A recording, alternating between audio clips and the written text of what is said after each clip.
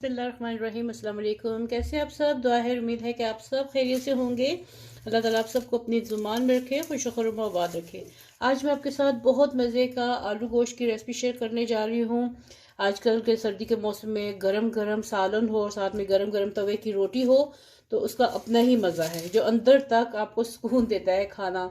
तो इस तरह के खाने खुद भी बनाए और घर वालों को भी बना के दे। तो चलें स्टार्ट करते अपनी आज की रेसिपी और देखें चल के कि मैंने आलू गोश्त कैसे बनाया है। यहाँ पे मैंने लिया है, गोश्त है मेरे पास, आधा किलो के करीब गोश्त है। और चार जो मैंने प्याज लिए, ये छील के काट के बारीक, इसको बहुत बारीक काटना है। और दो आलू हैं, ठीक है। इनको मैं छील के काट के रख लूँ, फिर अगला तरीका दिखाती हूँ। यहाँ पे मैंने कुकर रखा है और आलू गोश्त को अगर आप घी में पकाएं तो वो ज़्यादा मज़े का लगता है। तो यहाँ पे मैं एक आधा कप के करीब मैं घी डाल रही हूँ, ठीक है। और इसमें चूल्हा मेरा ऑन था और साथ में जो मैंने आपको प्याज दिखाया था ये डाल के इसको फ्राई करने लगी हूँ, ठीक है। तो चलिए मिलते हैं जब तक कि प्याज फ्राई होता है। उसके बाद यहाँ पे देखिए प्याज जो है ये गोल्डन होना शुरू हो गया है। थोड़ा सा मैं और गोल्डन करूँगी, लेकिन इसको डार्क नहीं करना ज़्यादा, ठीक है। और देखिए, ये देखिए कितना प्यारा इसका कलर आ गया है, पिंक सा हो गया। अब इसमें मैं डालने लगी हूँ गोश्त। मैं निकालूंगी नहीं प्याज को, इसी में इसको फ्राई करेंगे और गोश्त के साथ इसको मिक्स करेंगे। और गोश्त के साथ ही 1 टेबलस्पून लहसुन और 1 टेबलस्पून अदरक डाल दिया। इसको अच्छी तरह भूनूंगी। इसको मैं उस वक्त तक भूनूंगी जब तक कि लहसुन अदरक की खुशबू जो है वो ख़त्म नहीं हो जाती। और अच्छे तरीके से ये भून ही जाएगा लहसुन और अदरक एक साथ।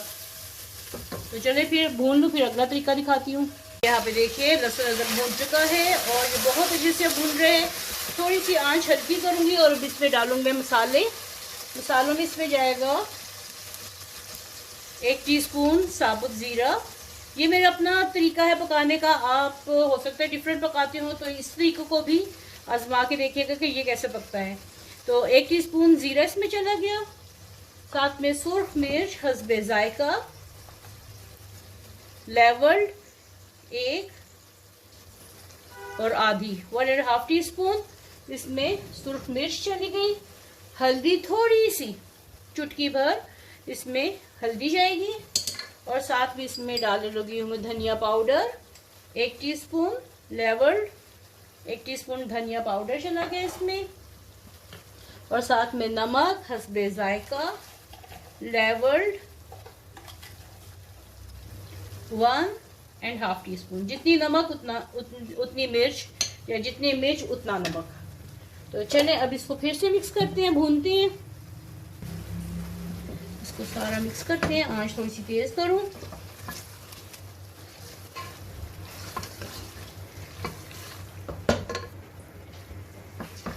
आंच तेज कर दी और इसको थोड़ा सा भूनूंगी ताकि मसाले जो इसमें इतने डाले हैं वो सारे अच्छे तरीके से मिक्स हो जाएं और उनका टेस्ट जो है थोड़ा सा गोश्त में आ जाए। फिर आगे गलने के लिए इसको करते हैं। तो बहुत अच्छे से मिक्स हो गया, थोड़ा सा ये पक जाए मसाला।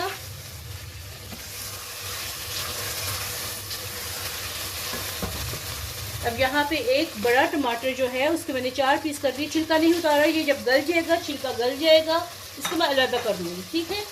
ये इसमें डाल दिया, इसको मिक्स करते हैं, थोड़ा सा भूनते हैं।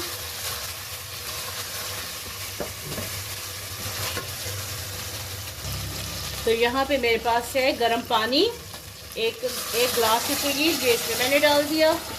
और अब इसका कुकर बंद करके इसको 10 मिनट के लिए स्टीम दूंगी, फिर इसके बाद आपसे मिलते हैं।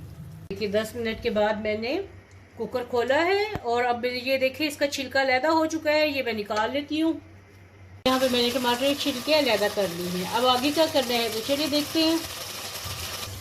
यहाँ पे देखिए मसाला मैं भून रही हूँ और इसका देखिए पानी बिल्कुल खुश्क हो चुका है। और इसको मैं थोड़ा सा और भूनूंगी और बाद में आगे क्या करना है वो दिखाती हूँ।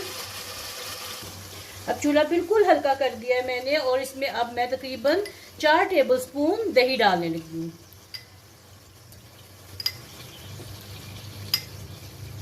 और इसको अच्छी तरीके से भूनूंगी जब तक कि दही का पानी खुश्क नहीं हो जाता। तो चलिए जब तक पानी खुश्क करती हूँ फिर उसके बाद आपको अगला स्टेप दिखाती हूँ। यहाँ पे देखिए कि दही का पानी जो है वो खुश्क हो चुका है, लेकिन अभी इसकी भुनाई जो है वो कंप्लीट नहीं हुई।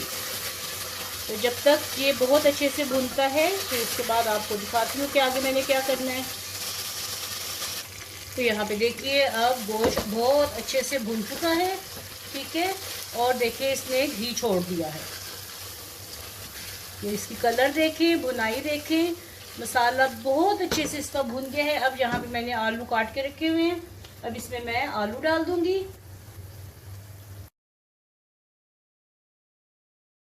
अब यहाँ इसमें जा रहे हैं आलू,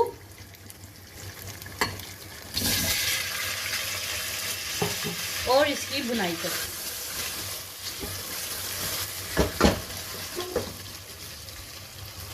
तो यहाँ देखिए आलू भी मसाले में बहुत अच्छे से भुन चुके हैं, और एक बार फिर से मैं इसमें गर्म पानी डालने लगी हूँ ताकि हमारी जो खाना है उसका टेम्परेचर डाउन ना जाए। तो चलिए अब आलूओं के गलने तक क्या करना है मैं आपको दिखाती हूँ। यहाँ पे मैं इसमें थोड़ी सी कसूरी मेथी डालने लगी हूँ, चुटकी भर, ये चली गई। साथ में गरम मसाला, घर का पिसा हुआ गरम मसाला ये थोड़ा सा डालने लगी हूँ, ये भी 1/4 टीस्पून के करीब, इससे खुशबू बहुत अच्छी आती है। अब इसको 10 मिनट के लिए दम पे रखते हैं हल्की आंच पे, ताकि ये आलू भी गल जाए और इसका शोरबा भी अच्छे तरीके से पक जाए। तो मिलते हैं आपसे 10 मिनट के बाद। ये देखते हैं कि आलू गोश्त कहाँ तक पहुँचा। तो ये देखिए माशाल्लाह तरी ऊपर आ चुकी है और पकते हुए इसको 10 से 15 मिनट हो चुके हैं। तो अब इसको डिश आउट करते हैं। यहाँ पे मैं बाउल ले लिया है, अब इसको इसमें डालते हैं। शोरबा पतला गाढ़ा रखना आपकी अपनी चॉइस है, ठीक है। हमारे घर में थोड़ा सा फैमिली में पतला पसंद किया जाता है, तो इसलिए मैं थोड़ा सा पतला रखती हूँ। ये देखिए बिल्कुल स्मूथ सा है। देखिए आज का हमारा देगी आलू गोश्त की रेसिपी रेडी हो गई है। इसके ऊपर थोड़ा सा धनिया डालते हैं, साथ में हरी मिर्च मैंने इसमें नहीं डाली क्योंकि इसमें मैंने गरम मसाला ज़्यादा डाला है। तो आप चाहें तो, क्योंकि देगी जो आलू गोश्त होता है उसमें हरी मिर्च नहीं होती है, उसमें गरम मसाले की मिकदार ज़्यादा होती है। तो मैंने साबुत गरम मसाला नहीं डाला, मैंने पिसा हुआ डाला है, क्योंकि साबुत गरम मसाला जो होता है वो फिर निकाल के फेंक दिया जाता है, इस तरह ये खाया भी जाता है, तो इससे अच्छे फ़ायदे आते हैं। तो उम्मीद है कि आपको आज की ये रेसिपी पसंद आई होगी। पसंद आई, देखिए झटपट बना लिया है, आधे घंटे में अगर आप कंसंट्रेशन से बनाएं तो आधे घंटे में ये पक जाता है। तो ज़रूर ट्राई कीजिएगा मेरी रेसिपी और फीडबैक दीजिएगा कि आपको आज की ये रेसिपी कैसी लगी है। मिलते ही ऐसी एक मज़ेदार चटपटी सी देगी स्टाइल की रेसिपी के साथ, तब तक के लिए अल्लाह हाफिज़।